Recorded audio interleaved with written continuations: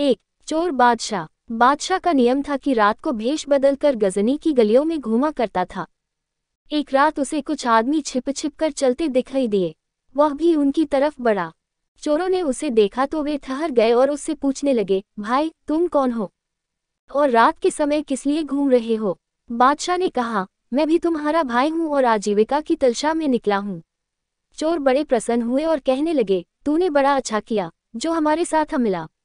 जितने आदमी हो उतनी ही अधिक सफलता मिलती है। चलो किसी साहूकार के घर चोरी करें। जब वे लोग चलने लगे तो उनमें से एक ने कहा, पहले ये निश्चय होना चाहिए कि कौन आदमी किस काम को अच्छी तरह कर सकता है, जिससे हम एक दूसरे के गुणों को जान जाएं। जो ज्यादा हुनरमंद हो उसे नेता बनाएं। ये सुनकर हरेक ने आनी अपनी खूबियां बतलाईं। एक बोला, मैं कुत्तों की बोली पहचानता हूँ, वे जो कुछ कहें उसे मैं अच्छी तरह समझ लेता हूँ। हमारे काम में कुत्तों से बड़ी अड़चन पड़ती है। हम यदि बोली जान ले तो हमारा खतरा कम हो सकता है और मैं इस काम को बड़ी अच्छी तरह कर सकता हूँ।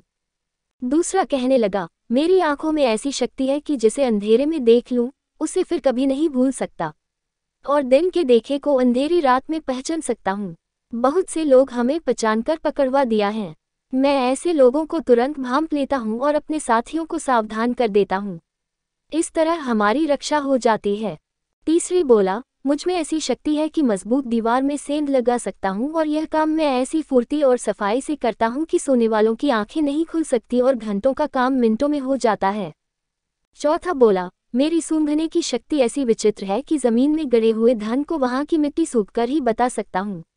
मैंने इस काम में इतनी योग्यता प्राप्त की है कि शत्रु भी सराहना करते हैं। लोग प्रायः धन को धरती में ही गाड़ कर रखते हैं। इस वक्त ये हुनर बड़ा काम देता है। मैं इस विद्या का पूरा पंडित हूँ। मेरे लिए ये काम बड़ा सरल है। पांचवे ने कहा, मेरे हाथों में ऐसी शक्ति है कि ऊंचे ऊंचे महलों पर बिना सीढ़ी के चढ़ सकता हूँ और ऊपर पहुंचकर अपने साथियों को भी चढ़ा सकता हूँ। तुम में तो कोई ऐसा नहीं होगा जो ये काम कर सके। इस तरह जब सब लोग अपने अपने गुण बता चुके तो नए चोर से बोले, तुम भी अपना कमाल बताओ जिससे हमें अंदाज हो कि तुम हमारे काम में कितनी सहायता कर सकते हैं। बादशाह ने जब ये सुना तो खुश होकर कहने लगा, मुझमें ऐसा गुण है जो तुम में से किसी में भी नहीं है, और वह गुण यह है कि मैं अपराधों को क्षमा करा सकता हूँ। अगर हम लोग चोरी करते पकड़े जाएं तो अवश्य सजा पाएंगे, परंतु मेरी दाढ़ी में ये खूबी है कि उसके हिलते ही अपराध क्षमा हो जाते हैं। तुम चोरी करके भी साफ बच सकते हो। देखो कितनी बड़ी ताकत है मेरी दाढ़ी में। बादशाह की यह बात सुनकर सबने एक स्वर में कहा, भाई तू ही हमारा नेता है। हम सब तेरी ही अधीनता में काम करेंगे ताकि अगर कहीं पकड़े जाए तो बख्शे जा सकें। हमारा बड़ा सौभाग्य है कि तुझ जैसा शक्तिशाली साथी हमें मिला। इस तरह सलाह करके ये लोग वहां से चले। जब बादशाह के महल के पास पहुंचे तो कुत्ता भूका। चोर ने कुत्ते की बोली पहचानकर साथियों से कहा कि यह कह रहा है कि बादशाह है, इसलिए सावधान होकर चलना चाहिए। मगर उसकी बात किसी ने नहीं मानी। जब नेता आगे बढ़ता चला गया तो दूसरों ने भी उसके संकेत की कोई परवाह नहीं की। बादशाह के महल के नीचे पहुंचकर सब रुक गए और वहीं चोरी करने का इरादा किया। दूसरा चोर उछलकर महल पर चढ़ गया और फिर उसने बाकी चोरों को भी खींच लिया। महल के भीतर घुसकर सेंध लगाए और खूब लूट हुई। जिसके जो हाथ लगा समेटता गया। जब लूट चुके तो चलने की तैयारी हुई। जल्दी जल्दी नीचे उतरे और अपना अपना रास्ता लिया। बादशाह ने सबका नाम धाम पूछ लिया था। चोर माल असबाब लेकर चंपत हो गए। बादशाह ने मंत्री को आज्ञा दी कि तुम अमुक स्थान में तुरंत सिपाही भेजो और फला फला लोगों को गिरफ्तार करके मेरे सामने हाजिर करो। मंत्री ने फौरन सिपाही भेज दिए। चोर पकड़े गए और बादशाह के सामने पेश किए गए। जब इन लोगों ने बादशाह को देखा तो दूसरे चोर ने कहा है कि बड़ा गजब हो गया। रात चोरी में बादशाह हमारे साथ था, और यह वही नया चोर था जिसने कहा था कि मेरी दाढ़ी में वह शक्ति है कि उसके हिलते ही अपराध क्षमा हो जाते हैं। सब लोग साहस करके आगे बढ़े और बादशाह का अभिवादन किया। बादशाह ने पूछा, तुमने चोरी की है? सबने एक स्वर में जवाब दिया, हाँ हुज, यह अपराध हमसे ही हुआ है। बादशाह ने पूछा, तुम लोग कितने थे? चोरों ने कहा, हम कुल 6 थे। बादशाह ने पूछा, छठा कहाँ है? चोरों ने कहा, अन्नदाता गुस्ताखी माफ हो, छठे आप ही थे। चारों की यह बात सुनकर सब दरबारी अचंभे में रह गए। इतने में बादशाह ने चोरों से फिर पूछा, अच्छा अब तुम क्या चाहते हो? चोरों ने कहा, अन्नदाता हम में से हर एक ने अपना अपना काम कर दिखाया, अब छठे की बारी है। अब आप अपना हुनर दिखाएं, जिससे हम अपराधियों की जान बचे। ये सुनकर बादशाह मुस्कुराया और बोला, अच्छा, तुमको माफ किया जाता है, आगे से ऐसा काम मत करना। संसार का बादशाह परमेश्वर तुम्हारे आचरणों को देखने के लिए सदैव तुम्हारे साथ रहता है। उसके साथ समझकर तुम्हें हमेशा उससे डरते रहना चाहिए और बुरे कामों की ओर कभी ध्यान नहीं देना चाहिए। 2. अंधा, बहरा और नंगा। किसी बड़े शहर में 3 आदमी ऐसे थे जो अनुभवहीन होने पर भी अनुभवी थे। एक तो उसमें दूर की चीज देख सकता था, पर आंखों से अंधा था। हजरत सुलेमान के दर्शन करने में तो इसकी आंखें असमर्थ थी, परंतु चींटी के पांव देख लेता था। दूसरा बहुत तेज सुनने वाला, परंतु बिल्कुल बहरा था। तीसरा ऐसा नंगा, जैसे चलता फिरता मुर्दा, लेकिन इसके कपड़ों के पल्ले बहुत लंबे लंबे थे। अंधे ने कहा, देखो, एक दल आ रहा है। मैं देख रहा हूं कि वह किस जाति के लोगों का है और इसमें कितने आदमी हैं। बहरे ने कहा, मैंने भी इनकी बातों की आवाज सुनी। नंगे ने कहा, भाई, मुझे ये डर लग रहा है कि कहीं ये मेरे लंबे लंबे कपड़े न कतर लें। अंधे ने कहा, देखो, वे लोग पास आ गए हैं। अरे, जल्दी उठो, मार पीट या पकड़ धकड़ से पहले ही निकल भागे। बहरे ने कहा, हाँ, इनके पैरों की आवाज निकट होती जाती है। तीसरा बोला, दोस्तों, होशियार हो जाओ और भागो, कहीं ऐसा ना हो वे मेरा पल्ला कतर लें। मैं तो बिल्कुल खतरे में हूँ। मतलब ये कि तीनों शहर से भागकर बाहर निकले और दौड़कर एक गांव में पहुंचे। इस गांव में उन्हें एक मोटा ताज़ा मुर्गा मिला, लेकिन वह बिल्कुल हड्डियों की माला बना हुआ था, जरा सा भी मांस उसमें नहीं था। अंधे ने उसे देखा, बहरे ने उसकी आवाज़ सुनी और नंगे ने पकड़कर उसे पल्ले में ले लिया। वह मुर्गा मरकर सूख गया था और कौव ने उसमें चोंच मारी थी। इन तीनों ने एक देगची मंगवाए, जिसमें न मुंह था न पेंडा। उसे चूल्हे पर चढ़ा दिया। इन तीनों ने वह मोटा ताज़ा मुर्गा देगची में डाला और पकाना शुरू किया और इतनी आंच दी कि सारी हड्डियां गलकर हलवा हो गईं। फिर जिस तरह शेर अपना शिकार खाता है, उसी तरह उन तीनों ने अपना मुर्गा खाया।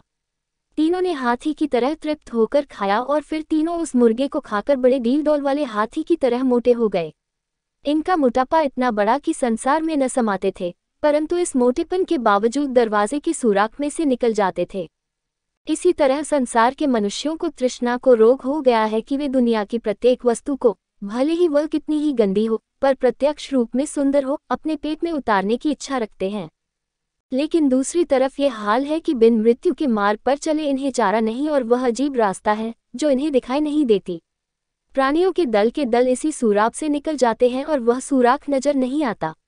जीवों का ये समूह इसी द्वार के छिद्र में घुस जाता है, और छिद्र तो क्या, दरवाजा तक भी दिखाई नहीं देता। और इस कथा में बहरे का उदाहरण यह है कि अन्य प्राणियों की मृत्यु का समाचार तो वह सुनता है, परंतु अपनी मौत से बेखबर है। तृष्णा का उदाहरण उस अंधे से दिया गया है जो अन्य मनुष्यों की थोड़े थोड़े दोष तो देखता है, लेकिन अपने दोष उसे नजर नहीं आते। नंगे की मिसाल यह है कि वह स्वयं नंगा ही आया है और नंगा ही जाता है। वास्तव में उसका अपना कुछ नहीं है, परंतु सारी उम्र मिथ्या भ्रम में पड़कर समाज की चोरी के भय से डरता रहता है। मृत्यु के समय तो ऐसा मनुष्य और भी ज्यादा तड़पता है, परंतु उसकी आत्मा खूब हंसती है कि जीवनकाल में यह सदैव का नंगा मनुष्य कौन सी वस्तु के चुराए जाने के भय से डरता था। इसी समय धनी मनुष्य को तो यह मालूम होता है कि वास्तव में वह बिल्कुल निर्धन था। लोभी को यह पता चलता है कि सारा जीवन अज्ञानता में नष्ट हो गया। इसलिए मनुष्य, तू अपने जीवन में इस बात को अच्छी तरह समझ जा कि परलोक में तेरा क्या परिणाम होगा, और विद्याओं के जानने से अधिक तेरे लिए यह अच्छा है कि तू अपने स्वरूप को जाने। 3. लाहौल वला कुव्वत। एक सूफी यात्रा करते हुए रात हो जाने पर किसी मठ में ठहरा। अपना खच्चर तो उसने अस्तबल में बांध दिया और आप मठ के भीतर एक मुख्य स्थान पर जा बैठा। मठ के लोग मेहमान के लिए भोजन लाए तो सूफी को अपने खच्चर की याद आई। उसने मठ के नौकरों को आज्ञा दी, अस्तबल में जाओ और खच्चर को घास और जौ खिला। नौकर ने निवेदन किया, आपके फरमाने की जरूरत नहीं, मैं हमेशा यही काम किया करता हूँ। सूफी बोला, जौ पानी में भिगो कर देना, क्योंकि खच्चर बूढ़ा हो गया है और उसके दांत कमजोर हैं। हजरत, आप मुझे सिखाते हैं, लोग तो ऐसी ऐसी युक्तियां मुझसे सीख कर जाते हैं। पहले इसका टैरू उतारना, फिर इसकी पीठ के घाव पर मरहम लगा देना। खुदा के लिए अपनी तदबीर किसी और मौके के लिए न रख लीजिए। मैं ऐसे सब काम जानता हूँ। सारे मेहमान हमसे खुश होकर जाते हैं, क्योंकि हम अपने अतिथियों जान के बराबर प्यार समझते हैं। और देख, इसको पानी भी पिलाना, परंतु थोड़ा गर्म करके देना। आपकी इन छोटी छोटी बातों के समझाने से मुझे शर्म आती है। जौ में जरा सी घास भी मिला देना। आप धीरज से बैठे रहिए, सब कुछ हो जाएगा। उस जगह का कूड़ा करकट साफ कर देना और अगर वहां सील हो तो सूखी घास बिछा देना। ए बुजुर्गवार, एक योग्य सेवक से ऐसी बातें करने से क्या लाभ? मियाँ, जरा खुरेरा भी फिर देना, और ठंड का मौसम है, खच्चर की पीठ पर झूल भी डाल देना। हजरत, आप चिंता न कीजिए, मेरा काम दूध की तरह स्वच्छ और बेलग होता है। मैं अपने काम में आपसे ज्यादा होशियार हो गया हूँ। भले बुरे मेहमानों से वास्ता पड़ा है, जिसे जैसा देखता हूँ वैसी ही उसकी सेवा करता हूँ। नौकर ने इतना कहकर कम कसी और चला गया। खच्चर का इंतजाम तो उसे क्या करना था। अपने गुजटे मित्रों में बैठकर सूफी की हंसी उड़ाने लगा। सूफी रास्ते का हारा थका ही लेट गया और अर्धनिद्रा की अवस्था में सपना देखने लगा। उसने सपने में देखा उसके खच्चर को एक भेड़िए ने मार दिया है और उसकी पीठ और जांघ के मांस के लोथड़े को नोच नोच कर खा रहा है। उसकी आंख खुल गई, मन ही मन कहने लगा, ये कैसा पागलपन का सपना है। भला वह दयालु सेवक खच्चर को छोड़कर कहाँ जा सकता है। फिर सपने में देखा कि वह खच्चर रास्ते में चलते समय कभी कुएं में गिर पड़ता है, कभी गड्ढे में। ऐसी भयानक दुर्घटना सपने में वह बार बार चौंक पड़ता और आंख खुलने पर कुरान शरीफ की आयतें पढ़ लेता। अंत में व्याकुल होकर कहने लगा, अब हो ही क्या सकता है। मठ के सब लोग पड़े सोते हैं और नौकर दरवाजे बंद करके चले गए। सूफी तो गफलत में पड़ा हुआ था और खच्चर पर वह मुसीबत आई कि ईश्वर दुश्मन पर भी न डाले। उस बेचारे को तैरो वहां की धूल और पत्थरों में घिसट कर टेढ़ा हो गया और बागडोर टूट गई। बेचारा दिन भर का हारा थका भूखा प्यास मरनासन अवस्था में पड़ रहा। बार बार अपने मन में कहता रहा कि धर्म नेताओं, दया करो, मैं ऐसे कच्चे और विचारहीन सूफियों से बाज आया। इस प्रकार इस खच्चर ने रात भर जो कष्ट और जो यातनाएं झेली वे ऐसी थी जैसे धरती के पक्षी को पानी में गिरने से झेलनी पड़ती हैं। वह एक ही करवट सुबह तक भूखा पड़ा रहा। घास और जौ की बात में हिनहिनाते सबेरा हो गया। जब अच्छी तरह उजाला हो गया तो नौकर आया और तुरंत तैरू को ठीक करके पीठ पर रखा और निर्दयी ने गधे बेचने वालों की तरह 2-3 आर लगाईं। खच्चर कील के चुप से तरारे भरने लगा। उस गरीब की जीभ कहाँ थी जो अपना हाल सुनाता। लेकिन जब सूफी सवार होकर आगे बढ़ा तो खच्चर निर्बलता के कारण गिरने लगा। जहाँ जहाँ कहीं गिरता था लोग उसे उठा देते थे और समझते थे कि खच्चर बीमार है। कोई खच्चर के कान मरोड़ता, कोई मुंह खोलकर देखता, कोई यह जांच करता कि खुर और नाल के बीच में कंकर तो नहीं आ गया है, और लोग कहते कि ऐ शेख, तुम्हारा खच्चर बार बार गिर पड़ता है, इसका क्या कारण है। शेख जवाब देता, खुदा का शुक्र है खच्चर तो मजबूत है, मगर वह खच्चर जिसने रात भर लाहौल खाई हो, अर्थात चारा न मिलने के कारण रात भर दूर ही शैतान की रट लगाता रहा, सिवा इस धर्म के रास्ता तय नहीं कर सकता। और उसकी ये हरकत मुनासिब मालूम होती है क्योंकि जब उसका चारा लाहौल था तो रात भर इसने तस्बीह माला फेरी, अब दिन भर सिजदे करेगा अर्थात गिर गिर पड़ेगा। जब किसी को तुम्हारे काम से हमदर्दी नहीं है तो अपना काम स्वयं ही करना चाहिए। बहुत से लोग मनुष्य भक्षक हैं, तुम उनके अभिवादन करने से अर्थात उनकी नम्रता के भ्रम में पड़कर लाभ की आशा न रखो। जो मनुष्य शैतान के धोखे में फंसकर लाहौल खाता है वह खच्चर की तरह मार्ग में सिर के बल गिरता है। किसी के धोखे में नहीं आना चाहिए। कुपात्रों की सेवा ऐसी होती है जैसी इस सेवक ने की। ऐसे अंधकारी लोगों के धोखे में आने से बिना नौकर के रहना ही अच्छा है। 4. चौपायों की बोली। एक युवक ने हजरत मूसा से चौपायों की भाषा सीखने की इच्छा प्रकट की ताकि जंगली पशुओं की वाणी से ईश्वरीय ज्ञान प्राप्त करे, क्योंकि मनुष्य की सारी वाक्शक्ति तो छल कपट में लगी रहती है। संभव है पशु अपने पेट भरने का कोई उपाय करते हों। मूसा ने कहा, इस विचार को छोड़ दे क्योंकि इसमें तरह तरह के खतरे हैं। पुस्तकों और वाणियों द्वारा ज्ञान प्राप्त करने के बजाय ईश्वर से ही प्रार्थना कर कि वह तेरे ज्ञान चक्षु खोल दे। परंतु जितना हजरत मूसा ने उससे माना किया उतनी ही उसकी इच्छा प्रबल होती गई। इस आदमी ने निवेदन किया, जब से आपको दिव्य ज्योति प्राप्त हुई है किसी वस्तु का भेद बिना प्रकट हुए नहीं रहा है। किसी को निराश करना आपके दयालु स्वभाव के विपरीत है। आप ईश्वर के प्रतिनिधि हैं। यदि मुझे इस विद्या के प्राप्त करने से रोकते हैं तो मुझे बड़ा दुख होगा। हजरत मूसा ने ईश्वर से प्रार्थना की, ऐ प्रभु, मालूम होता है कि यह बुद्धिमान मनुष्य शैतान के हाथ में खेल रहा है। यदि मैं इसे पशुओं की बोली सिखा दूं तो इसका अनिष्ट होता है, और यदि न सीखूं तो इसके हृदय को ठेस पहुंचती है। ईश्वर की आज्ञा हुई, ऐ मूसा, तुम इसे जरूर सिखाओ, क्योंकि हमने कभी किसी की प्रार्थना नहीं टाली। हजरत मूसा ने बड़ी नरमी से उसे समझाया, तेरी इच्छा पूरी हो जाएगी, परंतु अच्छा यह है कि तू ईश्वर से डर और इस विचार को छोड़ दे, क्योंकि शैतान की प्रेरणा से तुझे ये ख्याल पैदा हुआ है। व्यर्थ की विपत्ति मोल न ले, क्योंकि पशुओं की बोली समझने से तुझ पर बड़ी आफत आएगी। आदमी निवेदन किया, अच्छा, सारे जानवरों की बोली न सही कुत्ते की, जो मेरे दरवाजे पर रहता है, और मुर्ग की, जो घर में पला हुआ है, बोलियां जान लूं तो यही काफी है। हजरत मूसा बोला, अच्छा, ले आज से इन दोनों की बोली समझने का ज्ञान तुझे प्राप्त हो गया। अगले दिन प्रातःकाल वह परीक्षा के लिए दरवाजे पर खड़ा हो गया। दासी ने भोजन लाकर सामने रखा। एक बासी रोटी का टुकड़ा, जो बच रहा था, नीचे गिर पड़ा। मुर्गा तो ताक में लगा हुआ था ही, तुरंत उड़ा ले गया। कुत्ते ने शिकायत की, तू कच्चे गेहूं भी चुग सकता है, मैं दाना नहीं चुग सकता। ए दोस्त, यह जरा सा रोटी का टुकड़ा, जो वास्तव में हमारा हिस्सा है, वह भी तू उड़ा लेता है। मुर्गे ने ये सुनकर कहा, जरा सब्र कर और इसका अफसोस मत कर। ईश्वर तुझको इससे बढ़िया भोजन देगा। कल हमारे मालिक का घोड़ा मर जाएगा। खूब पेट भरकर खाना। घोड़ा की मौत कुत्तों का त्योहार है और बिना परिश्रम और मेहनत के खूब भोजन मिलता है। मालिक अब मुर्गे की बोली समझने लगा था। उसने ये सुनते ही घोड़ा बेच डाला और दूसरे दिन जब भोजन आया तो मुर्गा फिर रोटी का टुकड़ा ले गया। कुत्ते ने फिर शिकायत की, ऐ बातूनी मुर्गे, तू बड़ा झूठा है और जालिम, तूने तो कहा था कि घोड़ा मर जाएगा, वो कहाँ मरा, तू अभागा है, झूठ है। मुर्गे ने जवाब दिया, वह घोड़ा दूसरी जगह मर गया। मालिक घोड़ा बेचकर हानि उठाने से बच गया और अपना नुकसान दूसरों पर डाल दिया, लेकिन कल इसका ऊँट मर जाएगा तो कुत्तों के पौ 12 हैं। ये सुनकर तुरंत मालिक ने ऊँट को भी बेच दिया और उसकी मृत्यु के शोक और हानि से छुटकारा पा लिया। तीसरे दिन कुत्ते ने मुर्गे से कहा, अरे झूठों के बादशाह, तू कब तक झूठ बोलता रहेगा, तू बड़ा कपटी है। मुर्गे ने कहा, मालिक ने जल्दी से ऊँट को बेच डाला, लेकिन इसका गुलाम मरेगा और इसके संबंधी खैरात की रोटियां फकीरों को बांटेंगे और कुत्तों को भी खूब मिलेंगी। ये सुनते ही मालिक ने गुलाम को भी बेच दिया और नुकसान से बचकर बहुत खुश हुआ। वह खुशी से फूला नहीं समाता था और बार बार ईश्वर को धन्यवाद देता था कि मैं लगातार 3 विपत्तियों से बच गया। जब से मैं मुर्गा और कुत्तों की बोलियां समझने लगा हूं, तब से मैंने यमराज की आंखों में धूल झोंक दी है। चौथे दिन निराश कुत्ते ने कहा, अरे झेठे बकवादी मुर्गे, तेरी भविष्यवाणियों का क्या हुआ? ये तेरा कपट जाल कब तक चलेगा? तेरी सूरत से ही झूठ टपकता है। मुर्गे ने कहा, तोबा, मेरी जाति कभी झूठ नहीं बोलती।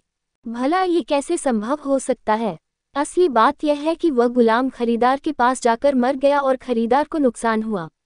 मालिक ने खरीदार को तो हानि पहुंचाई, लेकिन खूब समझ ले कि अब खुद उसकी जान पर आ बनी है।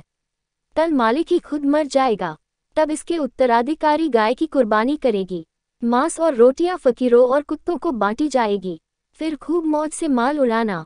घोड़े, ऊंट और गुलाम की मौत इस मूर्ख के प्राणों का बदला था। माल के नुकसान और रंज से तो बच गया, लेकिन अपनी जान गंवाए। मालिक मुर्गे की भविष्यवाणी को कान लगाकर सुन रहा था। दौड़ा दौड़ा हजरत मूसा के दरवाजे पर पहुंचा और माथा टेककर फरियाद करने लगा, ऐ खुदा के नायब, मुझ पर दया करो। हजरत मूसा ने कहा, जा, अब अपने को भी बेचकर नुकसान से बच जा। तू तो इस काम में खूब चालाक हो गया है। अब की बार भी अपनी हानि दूसरी लोगों के सिर डाल दे और अपनी थैलियों को दौलत से भर ले। भविष्यता तुझे इस समय शीशे में दिखाई दे रही है, मैं उसको पहले ही ईद में देख चुका था। उसने रोना धोना शुरू किया और कहा, ऐ दयामूर्ति, मुझे निराश न कीजिए, मुझसे अनुचित व्यवहार हुआ है, परंतु आप क्षमा करें। हजरत मूसा बोले, अब तो कमान से तीर निकल चुका है, लौट आना संभव नहीं है। अलबत्ता मैं ईश्वर से प्रार्थना करता हूँ कि मरते समय तू ईमान सहित मरे। जो ईमानदार रहकर मरता है वह जिंदा रहता है, और जो ईमान साथ ले जाए वह अमर हो जाता है। उसी समय उसका जी मितलाने लगा, दिल उलट होने लगा। थोड़ी देर में वमन हुई, वह क्या मौत की थी। उसे 4 आदमी उठाकर ले गए, परंतु उस समय उसे होश नहीं था। हजरत मूसा ने ईश्वर से प्रार्थना की, हे प्रभु, इसे ईमान से वंचित न कर। ये गुस्ताखी इसने भूल में की थी। मैंने इसे बहुत समझाया कि वह विद्या तेरे योग्य नहीं, लेकिन वह मेरी नसीहत को टालने की बात समझा। ईश्वर ने उस आदमी पर दया की और हजरत मूसा की दुआ कबूल हुई।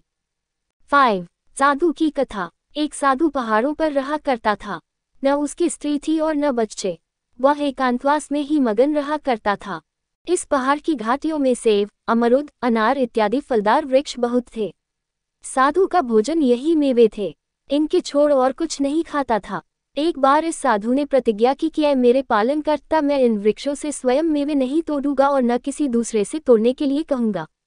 मैं पेड़ पर लगे हुए मेवे नहीं खाऊंगा जो हवा के झोंके से सड़कर गिर गए हों। दैवयोग से 5 दिन तक कोई फल हवा से नहीं झड़ा। भूख की आग ने साधु को बेचैन कर दिया। उसने एक डाली की फुंगी पर अमरूद लगे हुए देखे, परंतु संतोष से काम लिया और अपने मन को वश में किए रहा। इतने में हवा का एक ऐसा झोंका आया कि शाख की फुंगी नीचे झुकाई। अब तो उसका मन वश में नहीं रहा और भूख ने उसे प्रतिज्ञा तोड़ने के लिए विवश कर दिया। बस फिर क्या था, वृक्ष से फल तोड़ते ही इसकी प्रतिज्ञा टूट गई। साथ ही ईश्वर का कोप प्रकट हुआ, क्योंकि उसकी आज्ञा है कि जो प्रतिज्ञा करो उसे अवश्य पूरा करो। इसी पहाड़ में शायद पहले से ही चोरों का एक दल रहा करता था और यही वे लोग चोरी का माल आपस बांट करते थे। दैवयोग से उसी समय चोरों के यहाँ मौजूद होने की खबर पाकर कोतवाली के सिपाहियों ने इस पहाड़ी को घेर लिया और चोरों के साथ साधु को भी पकड़कर हथकड़ी बेड़ी डाल दी। इसके बाद कोतवाल ने जल्लाद को आज्ञा दी कि इनमें से हर एक के हाथ पांव काट डालो। जल्लाद ने सबका बायां पांव और दायां हाथ काट डाला। चोरों के साथ साधु का हाथ भी काट डाला गया और पैर काटने की बारी आने वाली थी कि अचानक एक सवार घोड़ा दौड़ाता हुआ आया और सिपाहियों को ललकार कर कहा, अरे देखो, यह अमुक साधु है और ईष्ट भक्त है, इस हाथ क्यों काट डाला। ये सुनकर सिपाही ने अपने कपड़े फाड़ डाले और जल्दी से कोतवाल की सेवा में उपस्थित होकर इस घटना की सूचना दी। कोतवाल ये सुनकर नंगे पांव माफी मांगता हुआ हाजिर हुआ। बोला, महाराज, ईश्वर जानता है कि मुझे खबर नहीं थी। ए दयालु, मुझे माफ कर दो। साधु बोला, मैं इस विपत्ति का कारण जानता हूँ और मुझे अपने पापों का ज्ञान है। मैंने बेईमानी से अपना मान घटाया और मेरी ही प्रतिज्ञा ने मुझे इसकी कचहरी में धकेल दिया। मैंने जानबूझकर प्रतिज्ञा भंग की, इसलिए इसकी सजा में हाथ पर आफत आई। हमारा हाथ, हमारा पाँव, हमारा शरीर तथा प्राण मित्र की आज्ञा पर निछावर हो जाए तो बड़े सौभाग्य की बात है। तुझसे कोई शिकायत नहीं, क्योंकि तुझे इसका पता नहीं था। संयोग से एक मनुष्य भेंट करने के अभिप्राय से उनकी झोपड़ी में घुस आया। देखा कि साधु दोनों हाथों से अपनी झोली सी रहे हैं। साधु ने कहा, अरे भले आदमी, तू बिना सूचना दे मेरी झोपड़ी में कैसे आ गया। उसने निवेदन किया कि प्रेम और दर्शनों की उत्कंठा के कारण यह अपराध हो गया। साधु ने कहा, अच्छा, तू चला आ, लेकिन खबरदार, मेरे जीवन काल में ये भेद किसी से मत कहना। झोपड़ी के बाहर मनुष्यों का एक समूह झांक रहा था। वह ये हाल जान गया। साधु ने कहा, ऐ परमात्मा, तेरी माया तू ही जाने। मैं इस चमत्कार को छिपाता हूँ और तू प्रकट करता है। साधु ने आकाशवाणी सुनी कि अभी थोड़े ही दिन में लोग तुझ पर अविश्वास करने लगते और तुझे कपटी और प्रपंची बताने लगते। कहते कि इसीलिए ईश्वर ने इसकी ये दशा की है। वे लोग काफिर न हो जाएं और अविश्वास और भ्रम में ग्रस्त न हो जाएं, जन्म के अविश्वासी ईश्वर से विमुख न हो जाएं। इसलिए हमने तेरा ये चमत्कार प्रकट कर दिया है कि आवश्यकता के समय हम तुझे हाथ प्रदान कर देते हैं। मैं तो इन करामातों से पहले भी तुझे अपनी सत्ता का अनुभव करा चुका हूँ। ये चमत्कार प्रकट करने की शक्ति जो तुझको प्रदान की गई है, वह अन्य लोगों में विश्वास पैदा करने के लिए है, इसीलिए इसे उजागर किया गया है।